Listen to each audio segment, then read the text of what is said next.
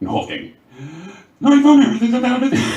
Life on Earth is about a 6. Honestly, sometimes it's hard just to get through the week without hearing those two horrible words. Month kerfuffle. No, climate change. I recently realised I don't know much about climate change at all. To many of us, it's just this all-encompassing term for bad shit we're endlessly told to worry about. Today, I'm going to explain the facts about climate change using normal human words, without telling you what to think, and without using this fucking diagram. I won't even tell you to go vegan. And that's a promise.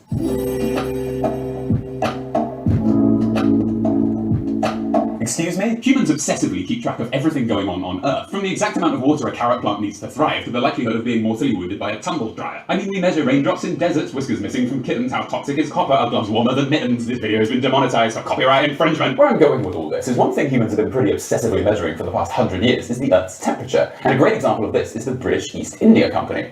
But you didn't see that one coming. At its peak near the start of the 19th century, this company had a total of around 450 ships in service over a period of about 40 years. These ships travelled all over the Atlantic and Indian Oceans. And you know what they were doing, other than promoting England's tyrannical occupation of India and further propagation of the slave trade? Well, most, if not all of their ships, were taking daily measurements of their exact locations, wind speed, air pressure, and temperature. We've actually gained from using the logs on these boats 273,000 different weather and climate records from the late 1800s and the early 1900s. It wasn't just the British East India Company either. Boat people clearly just didn't have much else going on. Sushi hadn't been invented yet, so what else was there to do? Water over here, water over there, and if you look down, well, golly gosh, it's some planks of wood. Better measure the wind speed again. Here's a random entry from a Dutch ship's logbook the day they encountered another British ship. As well as writing a fucking dissertation on, I don't know, clogs, they somehow found the time to draw a picture of the ship so detailed you wonder how they got anything else done. So we're under attack. Wait, I'm just gonna get this line right. So it's all over. It's just these fucking sails!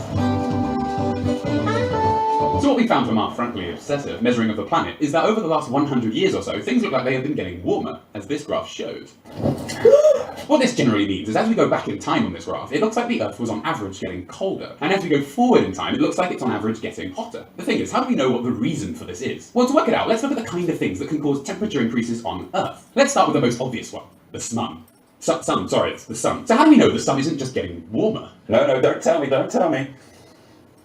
We've been measuring it, haven't we? Oh, get a life, NASA! More like, never at the spa, arseholes. NASA have actually been using satellites to measure the amount of energy reaching Earth from the sun since the late 1970s. This graph also tells us that we've not really seen an overall increase in the energy from the sun since around the 1950s. If we add the changes to the Earth's temperature we've seen over this same amount of time, we see the average surface temperature of the Earth has been steadily increasing, while the amount of energy we get from the sun has actually been slowly decreasing. We have data going back to the 1880s because humans have accurately kept an eye on the number of dark spots on the sun for hundreds of years. These are apparently cooler areas of the sun, so can be fairly accurately used to estimate the average temperature of the sun going back. What are you doing, Copernicus? Measuring the number of dark spots on the sun. Why though? I have no idea, I'm completely blind now. So another possible reason we're seeing an increase in our temperature is that the Earth is warming up as part of its natural cycle, and we're now at a time where the Earth should just be getting hotter. And this seems perfectly reasonable too. So here's a graph of how the Earth's temperature has changed over the last 800,000 years. Excuse me, what? I bet you're wondering how that was ever worked out. Well, do you know how we found that 5,000-year-old man buried in ice? Ozeti. I'm pretty sure that's not how you pronounce that. By looking at Ozeti, we learnt loads about what humans were like 5,000 years ago, and we can do a similar thing with the Earth's temperature and very old ice. If we can find ice that's 800,000 years old, we can actually learn about what the temperature on Earth was like when that ice froze. The ice in Greenland and Antarctica is perfect for this because it actually goes down for miles and miles. The further you go down, the older the ice gets. As we go down too, we also see different layers indicating the different years the ice formed, like how the rings in a tree show its age. The thing is, should we to go back even 100,000 years, we have to dig for miles and miles deep into the ice, and that's what they do. Jesus, imagine meeting these people at a party. So what do you do? I'm an investment banker. And you? I dig out and examine miles of ice cores found deep in Antarctica and use them to measure the Earth's temperature. Would you like a drink? Yes, please. We can also do something similar by looking at very old shells of animals in the layers of sediment under the sea. Under the sea! This has left us with a pretty good idea of what the temperature on Earth has been like for the last 800,000 years. And without a doubt, it's all over the damn place. Surprisingly, the Earth does not like to stay the same temperature at all. And it definitely wasn't humans causing this big jump 800,000 years ago by suddenly driving their cars to work, unless Ötzi here has been hiding something. I know it! So the increase in the Earth's temperature we're seeing right now could just be one of those jumps we've seen loads of before happening again. So to know if that's the case, let's look into what caused these big changes in the Earth's temperature in the past. And to answer that, we need to look into the Milankovitch cycles, which were invented by Milutin Milankovitch.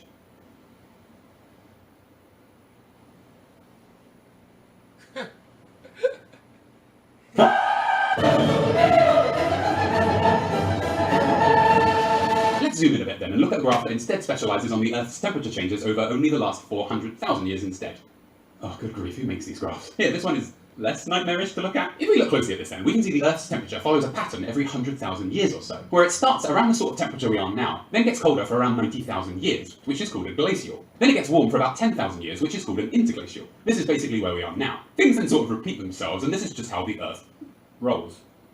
This is honestly a little bit crazy. Most of the time the Earth is actually 5 to 10 Celsius colder than it is today. In the grand scheme of things, it's like the Earth has popped the heating on for a few hours and the entire human civilization has developed before it's had a chance to cool down. I mean, for 90,000 years until roughly 10,000 years ago, Canada was almost completely covered in ice. Maybe this frozen period wasn't too bad then. But why? Why does this cycle happen? Well, that's where Milankovitch and his cycles come in. The Milankovitch cycles are all about the Earth and its orbit as it travels around the Sun. So here is the Earth going around the Sun. I know what it's called! If we look at the Earth, we can see it has something called obliquity. The fuck did you just say to me? This just means the Earth's tilt. You see, the Earth is actually slightly tilted on its axis. So instead of the top and the bottom of the Earth getting the exact same amount of sun at any one time, it actually varies over the course of a year. In July, for example, the top half of the Earth is tilted towards the sun. This means the upper hemisphere gets far more energy than the lower, which gives that part of the world its summer. The opposite is true for the lower hemisphere too, of course, which is why Australia has winter in July. The freaks! The thing is, our tilt isn't always the same. The Earth actually goes from a tilt of 22.1 degrees to 24.5 degrees and back again. And this all happens in a cycle. Its whole tilt to its maximum and back again only takes 41,000 years. Oh well, blink and you'll miss it. It tilts like this because the other planets that travel around the solar system actually tug on the Earth with their gravity, causing it to wobble up and down. This is very important because when the Earth reaches its maximum tilt of 24.5 degrees, it makes things even more toasty and warm in the summers.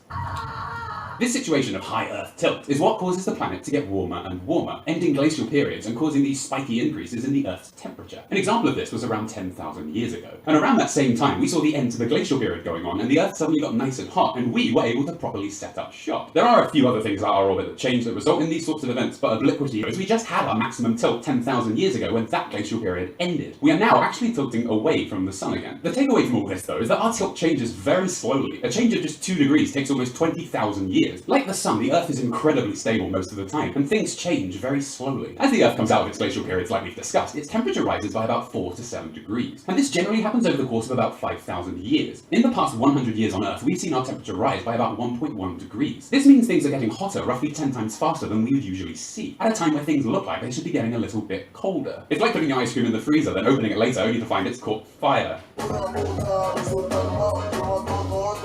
So we've had a good look so far at the Earth's temperature in the past, but haven't really found anything definitive that can explain this sudden increase we've seen over the last 100 years. The next big theory we can talk about relates to the amount of CO2 in our... We already talked about that one much, yeah. Granted, you hear a lot about CO2. The sun keeps us pretty warm, but strangely, it's not enough to really keep us going. On Earth, if we didn't have an atmosphere, our average temperature would actually be around minus 18 Celsius. This is mainly because at night, when the sun isn't facing us, we would lose all our heat to the cold, unforgiving depths of space and freeze to death. Jolly good. The reason we stay toasty is because there are certain gases that surround us called greenhouse gases, keeping us warm. The main gases are, of course, This is the most important part. Pay attention to this part, guys.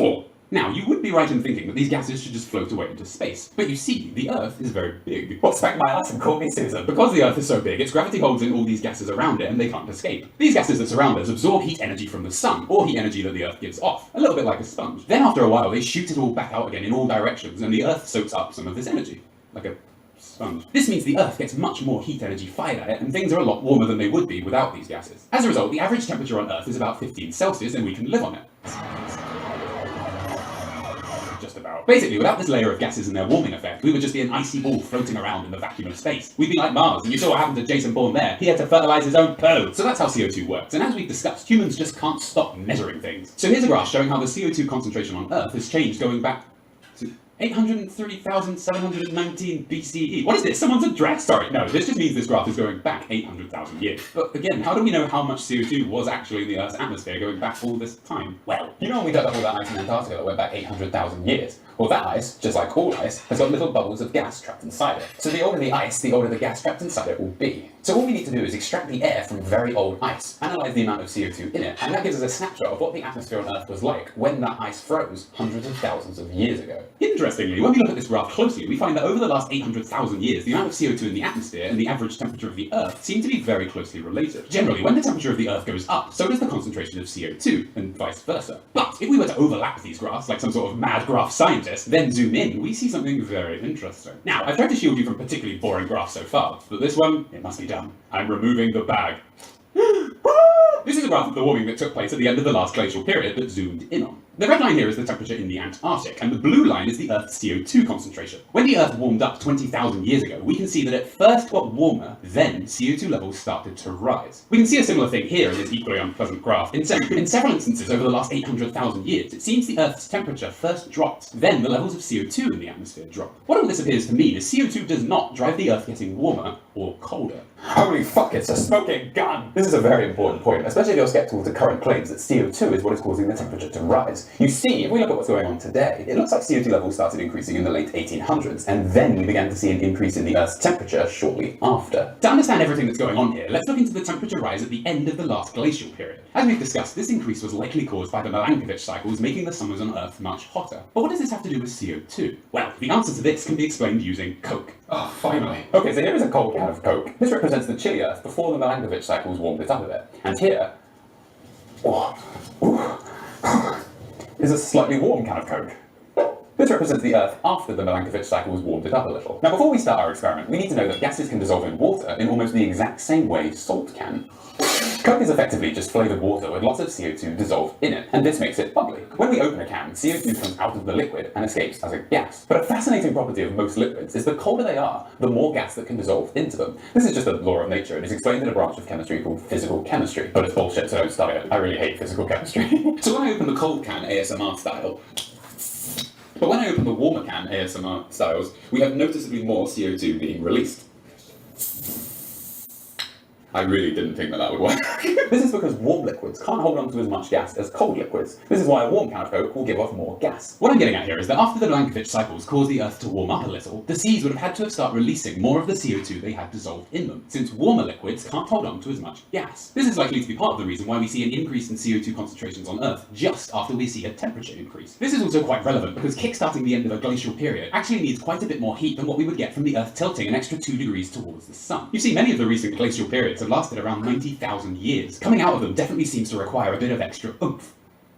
So what seems to happen is the Earth is warmed slightly by the Milankovitch cycles. This then causes the seas to release more CO2. This CO2 then increases the Earth's greenhouse effect, making it even warmer, which in turn causes the seas to release even more CO2, and things very quickly get warmer and warmer. This is demonstrated on this lovely graph here. This graph also shows the Earth getting warmer at the end of the last glacial period like the one we saw before, but this one is a little bit more detailed and uses every method we have available to estimate the Earth's average temperature as accurately as possible. So, here the CO2 levels of the atmosphere are listed as yellow dots, and the blue line is the Earth's average temperature. If we look closely, we can see the Earth's temperature did lead CO2 levels initially. But 90% of the Earth's warming only happened after we saw a major increase in CO2 levels, which would have been caused by the seas releasing CO2 after the initial warming of the Earth. And once this rise did happen, CO2 levels are what led the Earth's temperature increase. Temperature and CO2 levels do seem to be completely related. One has almost always affected the other. So this is probably why scientists are getting their knickers in a bit of a twist. If we look back 800,000 years, we see the Earth's CO2 concentration hasn't ever really made it above 300 ppm. ppm just being a measure of concentration of CO2. But in just the last 100 years, CO2 levels have increased to over 400 ppm, meaning the concentration of CO2 in the atmosphere is now 33% higher than we've ever known it to be in the last 800,000 years. Shortly after this CO2 increase, we've also seen a temperature rise on Earth of around 1.1 Celsius that has happened 5 to 10 times faster than almost any other global temperature rise we've ever measured. This change to our temperature is happening even though we are tilting away from the sun, and the amount of solar energy hitting the Earth each year is steadily reducing. Oh, I'm getting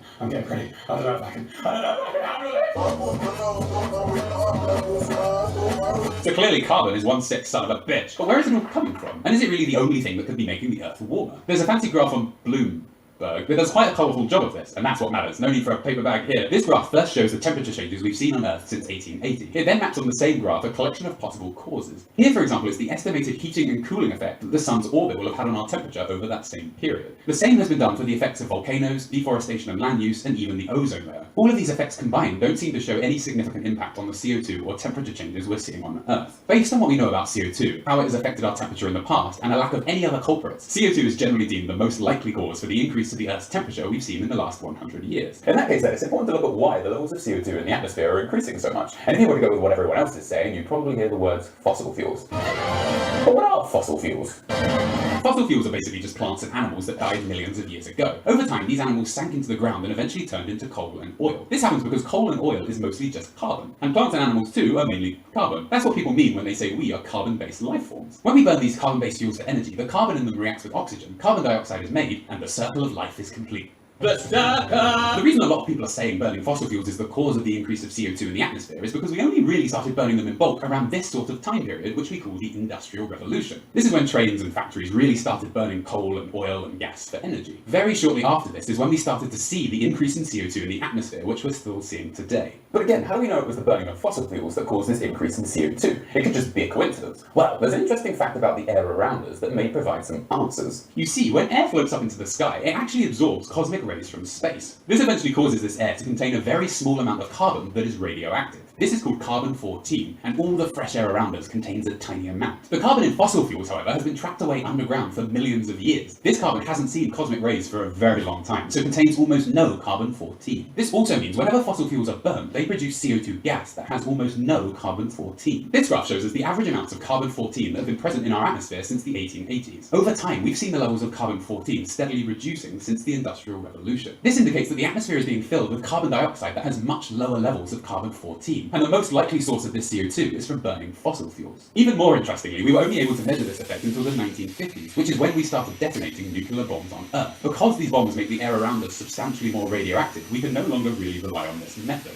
They irradiated their own planet? That's right, Quark, we really fucked up. There are also atoms called carbon-13 in the air that actually tell us similar things to carbon-14. These levels aren't affected by setting off nuclear bombs, so we have also dropped steadily in the same way carbon-14 has. So if all this theory is true, then it's all carbon's fault! Oh no, I'm making it worse! The main thing I've noticed about climate change is it's only ever described as this wall of bad news and serious faces and warnings that we're completely fucked unless every human on Earth goes vegan overnight, but then we're told eating more avocados is socio-politically worse than pounding a kilo of cocaine after every meal, so I don't know what to think. Avocado toast? Cocaine toast? Why not have both? The Earth forming a few degrees as it's currently set to do so, based on the current amount of CO2 we are producing, will bring a variety of issues to every single part of the world. There's no need to go into detail about any of these, as you can probably guess, though a few examples would be the ice caps melting will likely cause widespread flooding. Large areas will get too hot to live and grow food, and forest fires will continue to get far more frequent. Stuff like that. Trying to reduce the amount of CO2 we make then is all well and good, but what do we change? Everything? Go full into the wild and eat nothing but sweet peas and starve to death with a tear of happiness in our eyes that we did the right thing?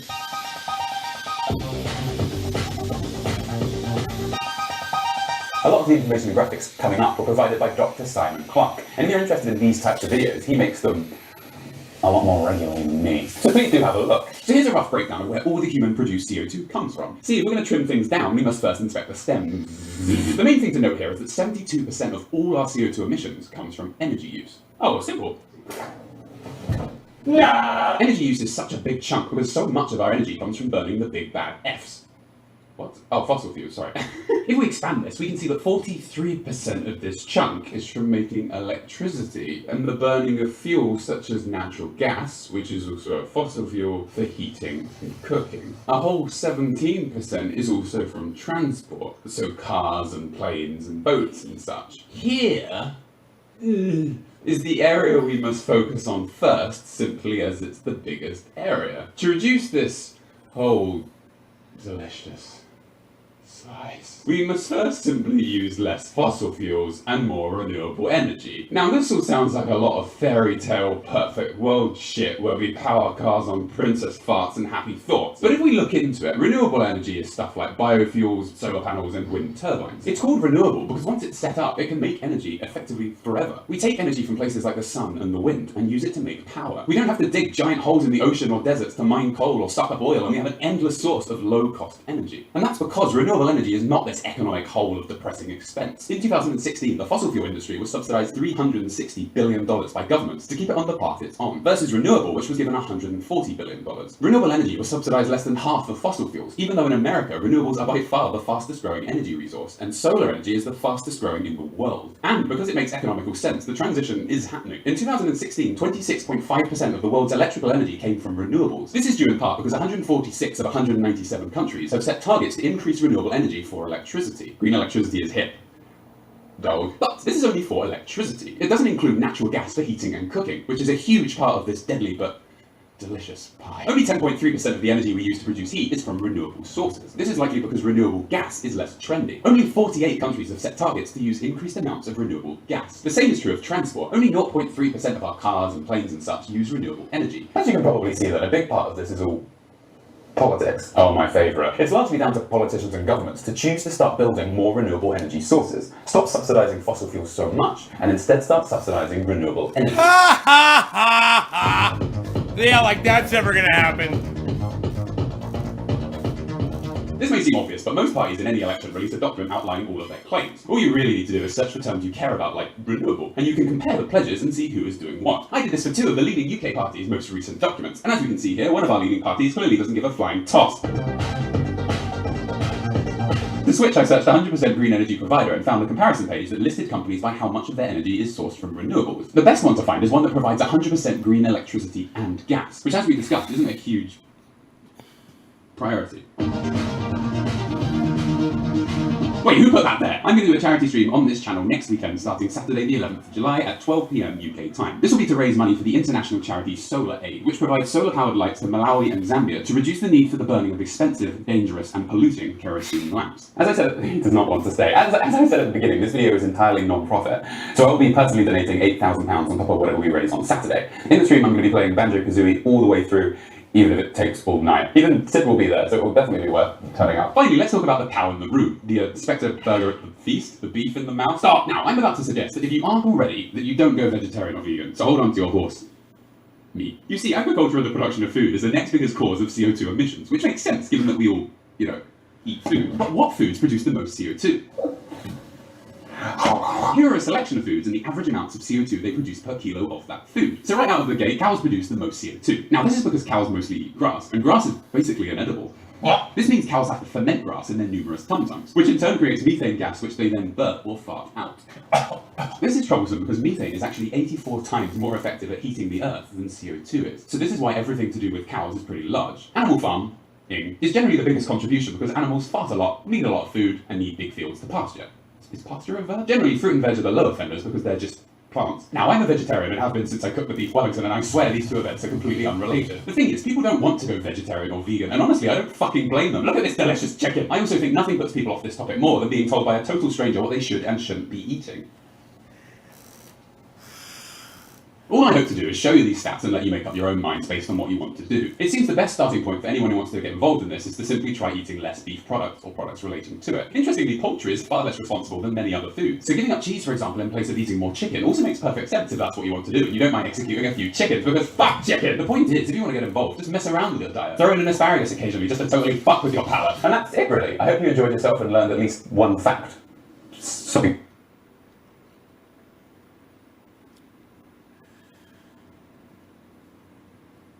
So, he hopes you learned one fact. I hope you learned more.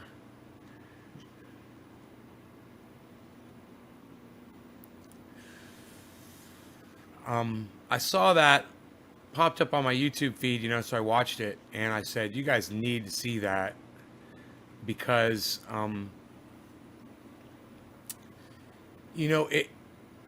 it's just another source of the same information that I've been giving you. Just another source. Somebody else saying the exact same thing.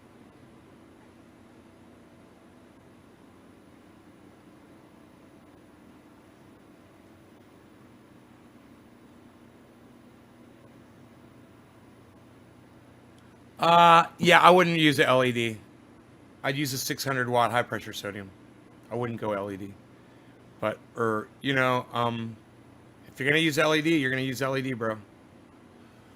It's like you don't listen to me on here, so just do what you're gonna do, homie. I don't even know why some people bother asking me fucking questions, They obviously don't listen to me. Anyhow, Tom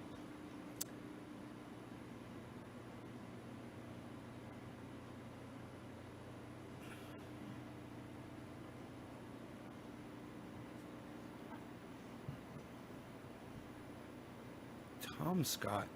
Joe Scott. Huh. Interesting.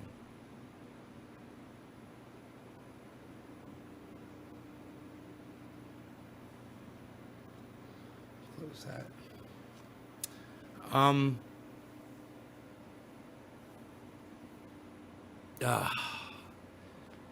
2 hours and 5 minutes until the show. That's right. We're going to have fun, man. It's going to be a great show. I just wanted you guys to have a little something you could you know, entertain you, keep you occupied this afternoon until the show at 4 o'clock today.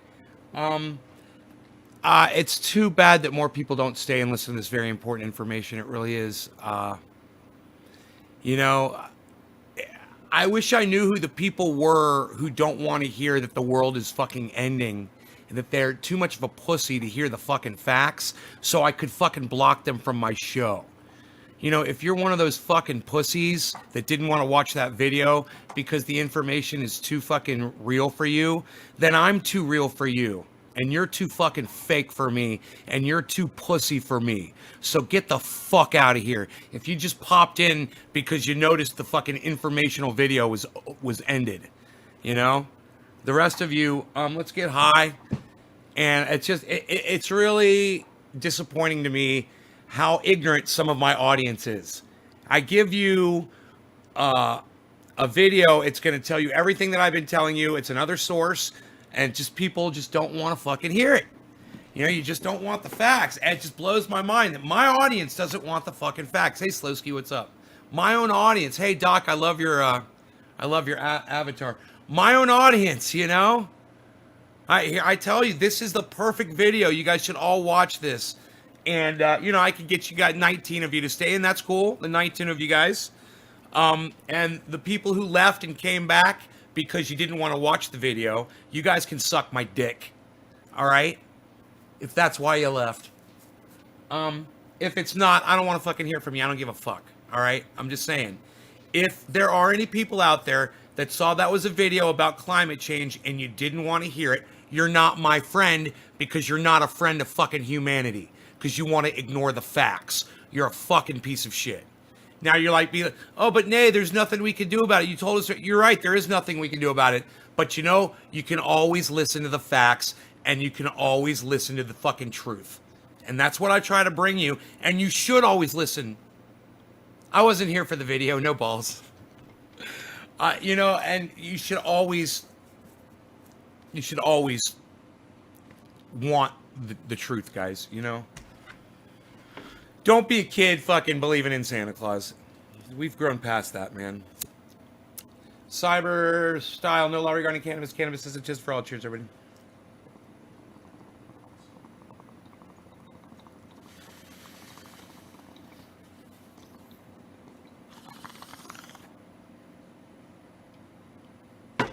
Those of you guys that stayed, there was 19 of you. Thank you, guys.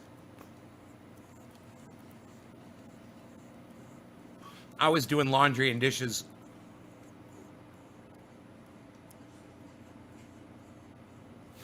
During that video.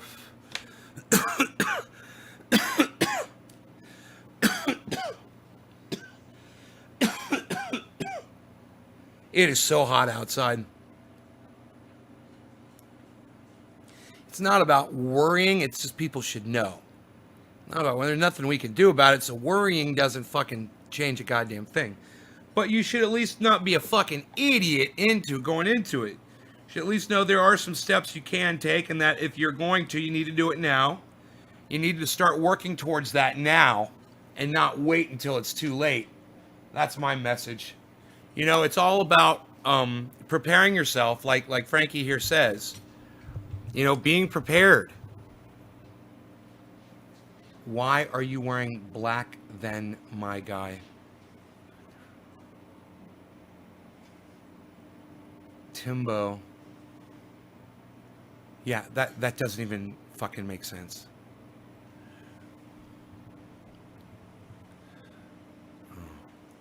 Tomato for my garden?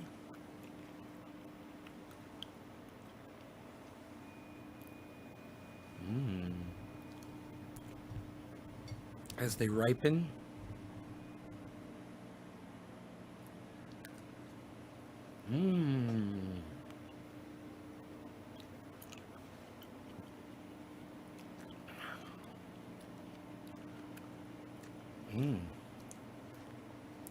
Good.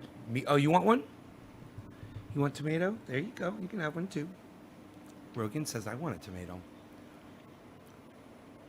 I've dropped some frames, 540.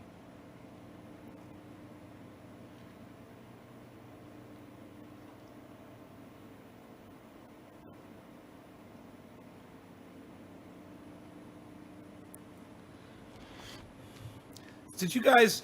I mean, I guess I should go over it a little bit with you guys. In that video, they explain that the Earth goes through cycles, you know, and it showed you the graph of the temperatures rising and falling, rising and falling. And the problem with the last set of numbers is it's not falling; it's staying up high. It's not going down. And you know, there's people out there like Donald Trump that say the Earth warms and it cools and it's the big cycle and everything will go back to the way it was. That video addresses why it's not going to go back to the way it was. It's because we're here and we're producing the CO2. We've got the livestock. We've got the fossil fuels. We're the ones doing it. We've never produced livestock and fossil fuels at this level before. It's us. That's why the temperature's not going back down. Now, I've got a nightmare scenario for you guys, all right? And it's real.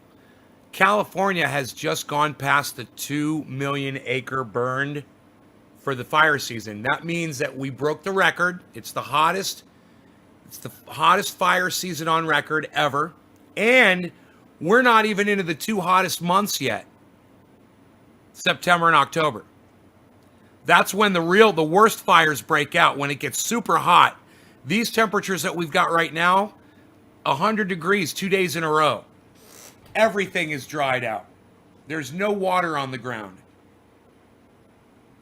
And if you get a drop of water in the sun, it'll create a magnifying glass effect and start a fucking fire. Just a drop, just a drop of urine from an animal is all it would take.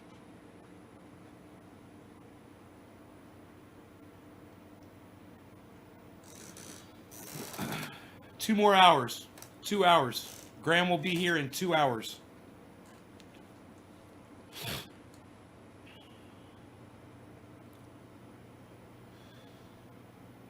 If all goes as planned, I mean, I haven't heard back from him. Actually.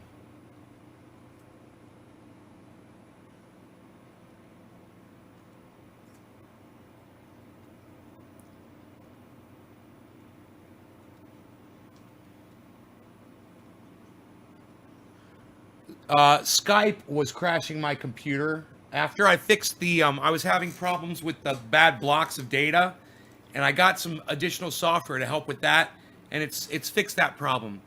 But then I started getting crashes again, and I went and I looked, and it said it was Skype. So I deleted Skype. I'm like, okay.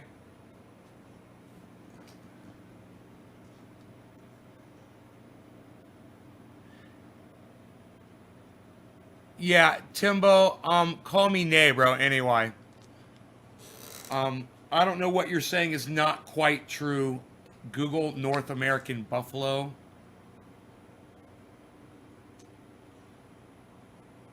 Millions? Dude, you know how many fucking cows we have, Timbo? So you're a fucking liar. You don't know what the fuck you're talking about. You called me by my first name. I'm blocking you from my fucking live stream. Fuck off. Fuck off.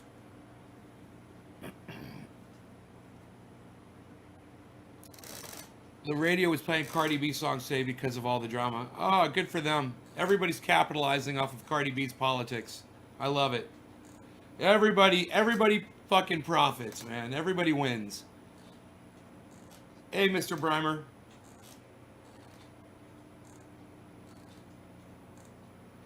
He gone. That's right, Brian. He gone. He gone.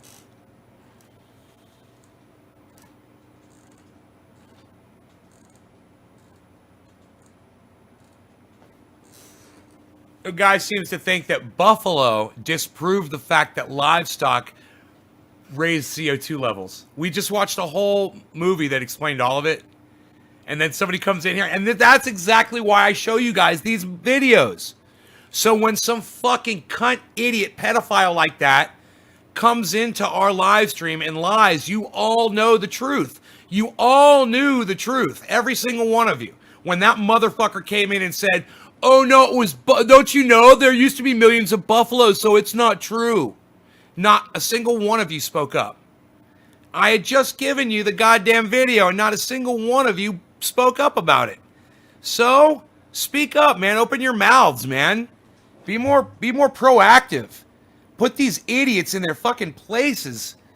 You know, I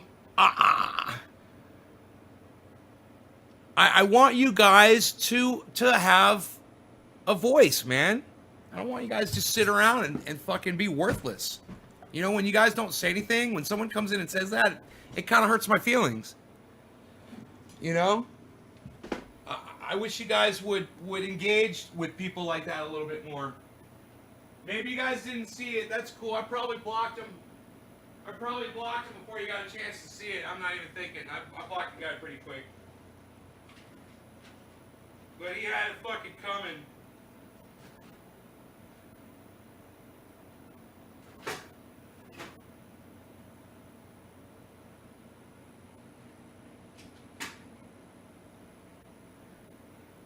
Okay, all boxes are out. Everything has been shipped.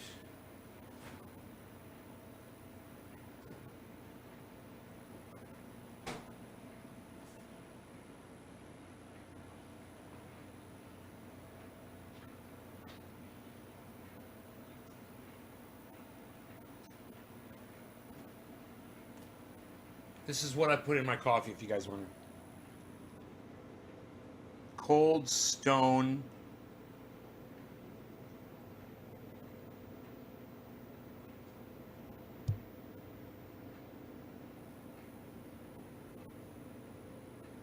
Creamery, sweet cream. There it goes. International Delight. That's what I put in my coffee.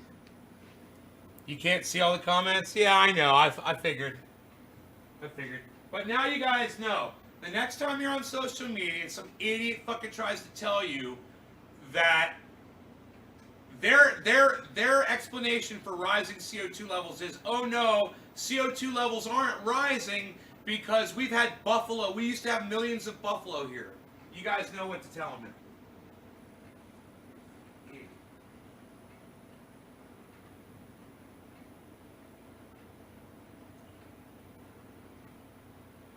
Well, I'm just kind of curious. When we had all those buffalo roaming around the United States, I'm just kind of curious. Did we have cars driving across the highways? Did we have fucking factories billowing fucking smoke and CO2 pollution? Did we have fracking? Did we have international fucking boating pouring their fucking pollution? Did we have international fucking airplanes flying across the sky? Oh, that's right. He didn't fucking think about that, did he? That's why you guys watch my channel. Because I think about shit like that. I think about the fucking basic shit that some fucking idiot doesn't think about.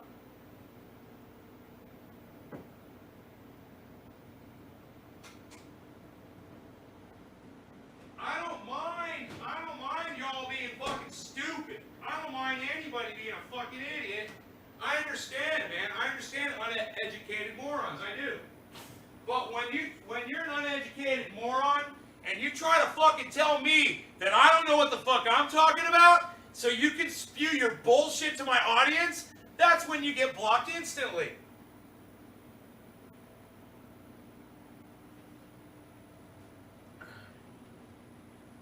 And that's how that works. That's your wives and your favorite? Oh, Doc, that's funny. Hey, Randy. Oh, that's delicious. Oh, that's delicious. Dunkin' Donuts double cream and sugar creamer. Wow. Is that what it's called? Double cream and sugar creamer. I like that about this stuff is you don't have to use a lot. It's concentrated, you know. I bought like 5. I think I bought 6 of those things. Got them in the fridge. And you can get them on Amazon.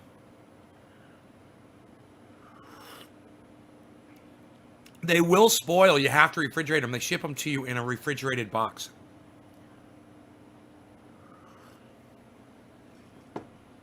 This is the maple pecan coffee from Starbucks. It is awesome. In the Keurig. This is some of the best tasting flavored coffee I've ever had in my entire life. Maple is all I can really taste. It's just mapley and really coffee. It's really good.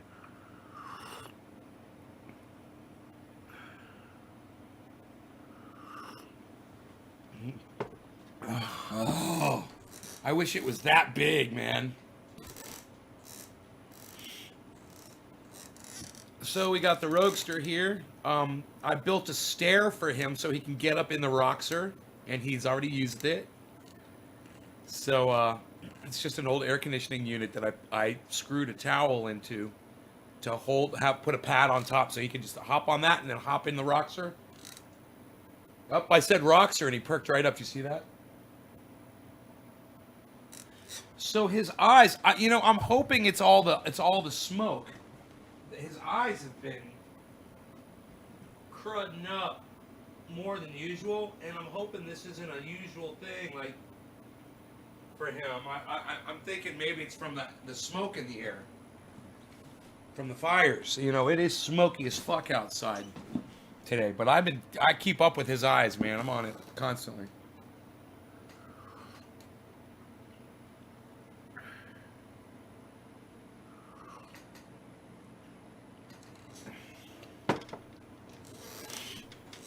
Oh, that coffee, man. I can't stop raving about it. I got these potatoes. I got these tomatoes. I ate all the pole beans. What? From the garden, son? Oh, wow. All that food. It's great. How is the garden looking today? The plants are still standing. The flowers are still standing, which is great. That's a great thing. Yeah, I got to get out there and cut down that sweet Afghani delicious. I'm sure it's done by now.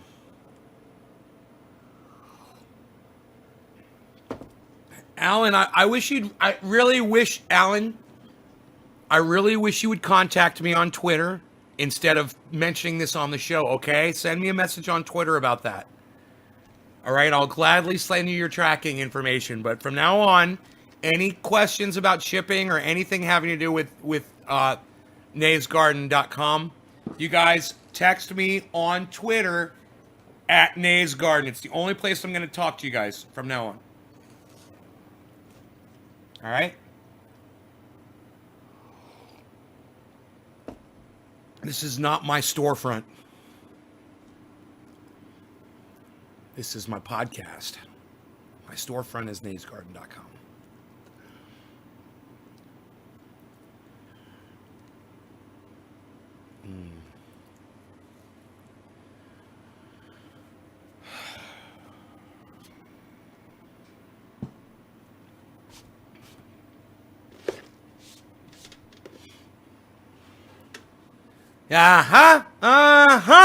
Gotcha! Boom! Busted. That's what I was waiting for. I don't use Twitter. Yeah, of course you don't. Of course you don't use Twitter. I'm so glad I got you. That goes for the rest of you. It goes for the rest of you. That's where I met Graham Elwood, everybody. Understand that. It was on Twitter. So, you guys got to come to Twitter, man. All of you. You need to download the app. It's free. And when you need to message me something having to do with that, and preferably only that, preferably, then it's at Nate's Garden, and you can send me a private message there about it. But don't just private message me for the sake of private messaging me. If you are chit-chatting me on Twitter, you've probably already been blocked. I'm not there to chit-chat. But I will take your business information, texts, whatever. Don't chit-chat me. This is the chit-chat place, right? This is where we chit-chat. All right? You guys all need to realize that. We're friends here on the podcast. That Twitter, that's for business. Important shit. I'm old. Gotta learn new things. Yeah, man. Get on there and help me out, man. You're going to love Twitter. Alan, once you start following the people on Twitter that you want to hear from, like I want to hear from Graham Elwood. I want to hear from y'all, right? I want to hear from Ron Placone. You guys check out Ron Placone on YouTube, Ron Placone on Twitter. It's at Ron Placone. And Ron Placone, get your news on with Ron. His show is Ron Placone on YouTube. YouTube, Twitter, and ronplacone.com.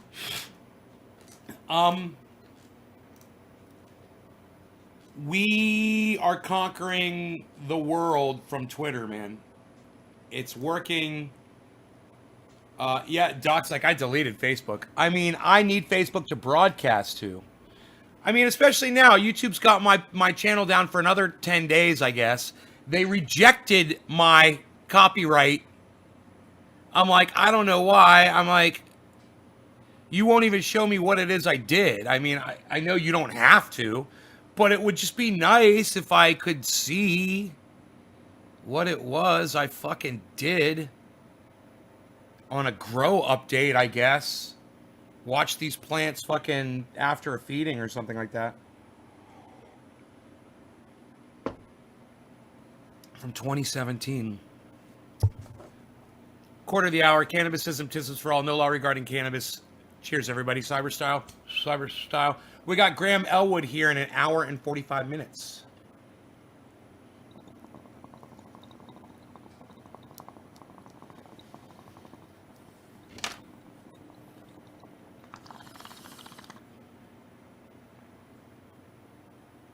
I think I'm going to clean my bong out before that next show.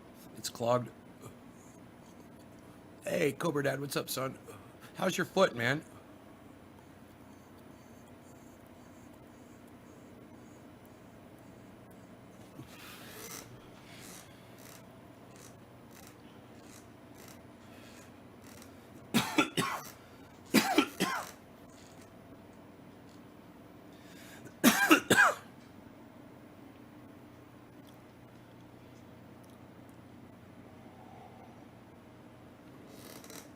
Oh, your foot hurts. That sucks, bro. I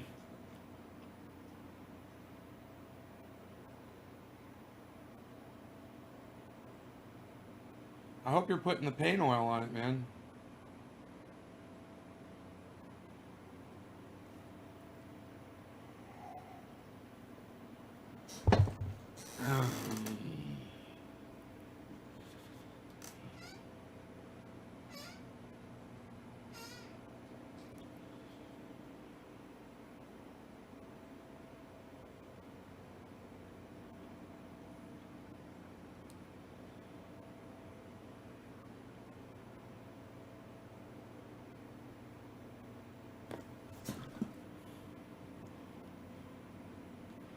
Voltaire cream and Aleve.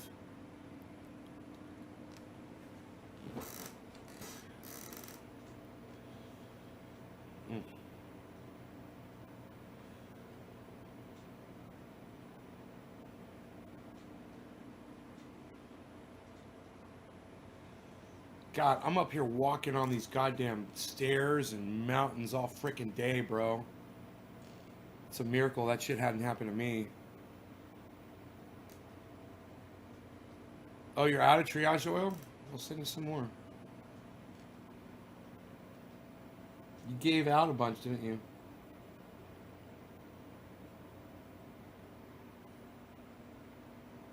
We're going to be talking to Graham today about Make America Get Along, a new MAGA, new meaning for the letters MAGA, Make America Get Along. Because I know we can all get along, and I know there's a lot of anger, but we can leave our anger, you know, we can all process our anger. You know, I've got a speed bag in my garage. If I wanted to put air in it and go hit it, I could go do that. Or, you know, I got a heavy bag if I really want to take out some anger. I can go for a hike. You know, it's a good way to just get out of your thoughts, you know, and just depressurize. You can go for a walk. You can work out. You can clean. That's one thing I do when I'm upset. You know, if I'm in a relationship with a girl, you know, and the house is messy and they want it clean, they know all they got to do is piss me off, and I'm gonna walk around the house. I'm gonna clean the whole fucking house. It's my process. I clean when I'm angry, but I don't go out in the street when I'm angry and hit people. I don't go out in the street and hurt people when I'm angry. That's one of the things we're going to be talking to Graham about today. And it's very important.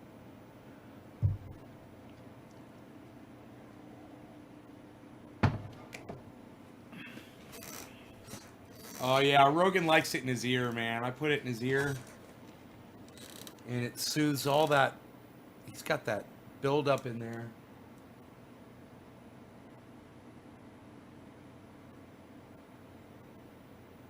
And it also helps clean it out.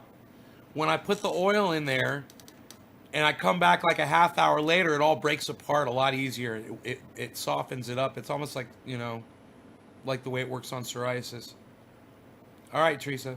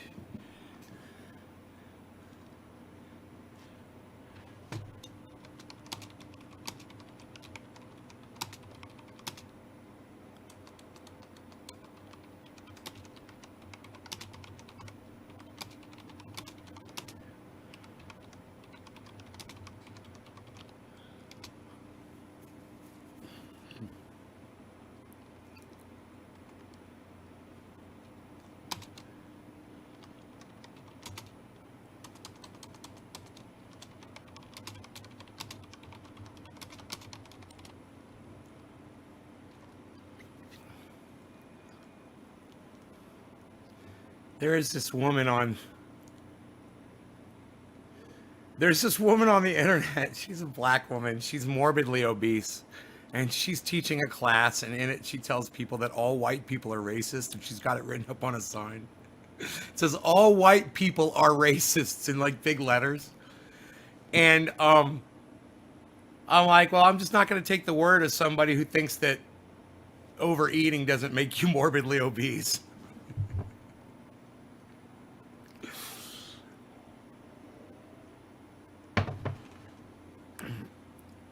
I mean, if all white people are racist, then how can all black people not be racists too? Huh. You know, if all white people are racists and black people have been faced with nothing but racism their entire lives, then certainly they're racist too, right? Wow, what an ignorant statement she made. She's in no position to stand there and try to say something like that. It's hilarious.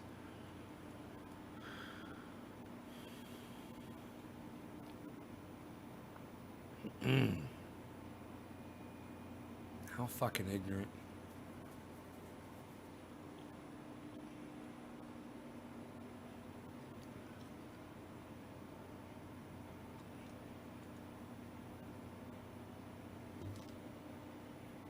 You guys are really stimulating me with all of this chat, man. I don't know what to do with all of this information. And it's too fucking hot to go outside. It really is. It was 100 degrees outside in the shade. Hottest part of the day is right now. Let me go look. 2:30. Got the blinds closed and shit. Oh yeah, 100 degrees in 100 degrees in the shade. Why no LEDs? Because you'll get low production, Brad. You'll get you won't get anywhere near as thick of a bud as you will, or as much yield as you will if you get a light that gives you more power. The more power, the more energy, the more return you'll get. And when it says 600 LED, don't believe that shit. Those fucking little LEDs aren't putting out 600 watts, bro. Get yourself a 600 watt high pressure sodium. HPS. High pressure sodium, 600 watt. That's what you want. Get it in a cool tube. Get it with a fan to keep it cool. Get a little air conditioning unit, whatever. I mean, or just have sad little tiny fucking nothing for buds. I mean, they'll look okay, but then once you fucking dry them out, bro, you're gonna be crying. You'll have enough bud for a day. High pressure sodium, HPS. They kind of look yellow.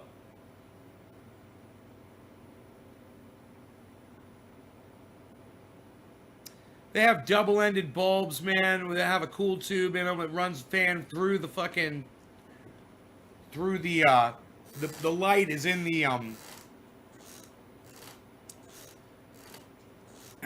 in the ventilation, or you get a hooded light. I mean, that's what I've got. I've got hoods. They take up a lot of space, but they allow the light to project a nice array because it's got a back reflector inside the hood.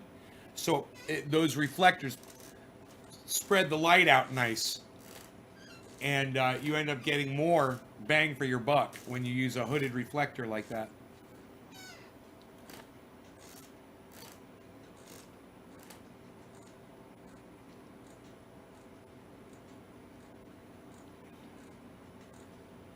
Right on, Doc. Oh yeah, keep it open, bro. All right, you guys, I will see you here in an hour and a half. We're going to have Graham Elwood. I hope you guys are excited as I am. Remember, check out Ron Placone, check out Jimmy Dore, check out Steph Zamorano and Graham Elwood and Lee Camp. And hit up Lee Camp on Twitter at Redacted Tonight at Lee Camp, and ask them if they will consider having Lee over in the garden for an interview. We would love to talk to him. So, you guys, thanks so much. Have a great hour and a half until the next episode, which is coming right up. I'm excited. Okay. Bye, guys.